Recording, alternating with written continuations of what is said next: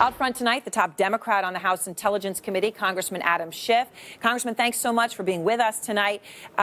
When we listen to Congressman Conaway here, obviously it feels like a backtrack. What does it sound like to you? Well, look, I don't think you can seriously argue that the Russians weren't trying to help Trump and hurt Clinton, as well as sow discord in the United States. The evidence is quite overwhelming on this. It was the early conclusion of the intelligence community, but that's only been furthered by all of the evidence we've seen in our investigation, and clearly what Bob Mueller has seen and what he has shown us in the indictment. But I think what the Republicans are struggling with is they're trying to placate the White House. They're trying to tell the White House the story the White House wants to be told. That's not their job. And when you read their draft report, as I did parts of it today, you see it looks like a series of talking points from the White House. And it's a fundamental betrayal of the commitment the majority made, and we along with them, that we would follow the facts wherever they lead. They haven't been willing to do it. They shut down the investigation before we were anywhere near done, and now they're making these claims that they have to quickly walk back because they just can't stand any public scrutiny. Now, so you're saying now you've read, parts of their report as they're working on it.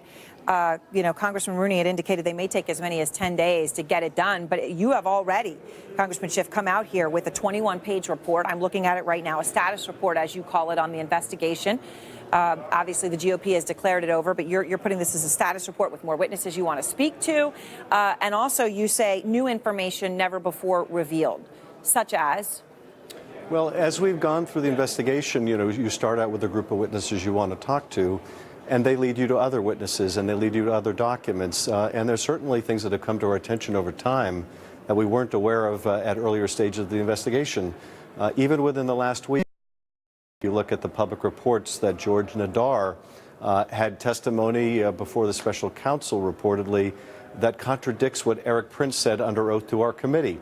We'd like to know who's telling the truth. The majority has decided they just don't care. We saw reports just this week that Roger Stone may not have been truthful to our committee, that there are witnesses contradicting him, including people like Sam Nunberg and others that have come to our attention. We'd like to know whether he was telling the truth or not. We'd like to know about his communications with Gustav II and WikiLeaks, and have been asking for months to subpoena Twitter to get those records, but the majority has said they simply don't want to know. I spoke to your colleague, Congressman Tom Rooney, last night, and obviously a Republican member of your committee, and he was very blunt. He says your committee overall was an indictment of Democrats or Republicans. It was about the committee. He said the investigation has lost credibility, and I wanted to play for you his words. We've gone completely off the rails, and now we're just basically a political forum for people to leak information to drive the day's news. So we've, as you alluded to, we've lost all credibility, and we're going to issue probably two different reports, unfortunately. So in that regard, that's why I called for the investigation to end. Congressman Schiff, has your committee lost all credibility and gone off the rails? Well, the leadership of the investigation lost all credibility back in March of last year when our chairman went to the White House and announced that he had received from a secret source information implicating the Obama administration in an unmasking conspiracy, only to have it revealed he'd gotten that information from the White House. And he continued to run the investigation even when he had said he was recused. He would continue to either approve or deny subpoenas, approve or deny hearings.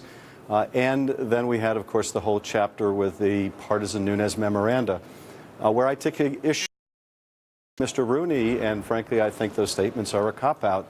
He was helping to run the investigation. He was setting the template for how they would conduct the investigation. And they decided very early on that they were not going to be serious about finding out what Russia did. They were not going to get to the truth. And that has been the fundamental problem. That put us in the position, in the minority, of either going along with what essentially would be a whitewash or standing up and speaking out. And we had really no choice but to do so. Congressman Rooney alluded to something important as well in that you haven't responded to, and that is there have been a lot of leaks from your committee. As the ranking Democrat, Congressman Schiff, are you to blame for that? Well, I haven't leaked anything, and I made it clear, and I think all the reporters who dealt with me, that I don't speak to confidential committee matters, and I certainly don't speak to classified information. I'm very careful about what I say, notwithstanding the attacks that the president makes and that are echoed on Fox News. And I've told the members of my committee months ago that if I catch anyone from our side leaking, I'm going to ask that they be removed from the committee. Now, I'm not going to say that none of the leaks have come from our side. This has been a problem that has plagued both sides. But the difference that we have seen is on the majority side, in several instances, the leaks have not only taken place from the majority, but they've taken place under instructions from the leadership of the majority. And that's a very different ballgame. And that, I think, was a willful effort to impede the credibility of the investigation. All right, Congressman Schiff, thank you.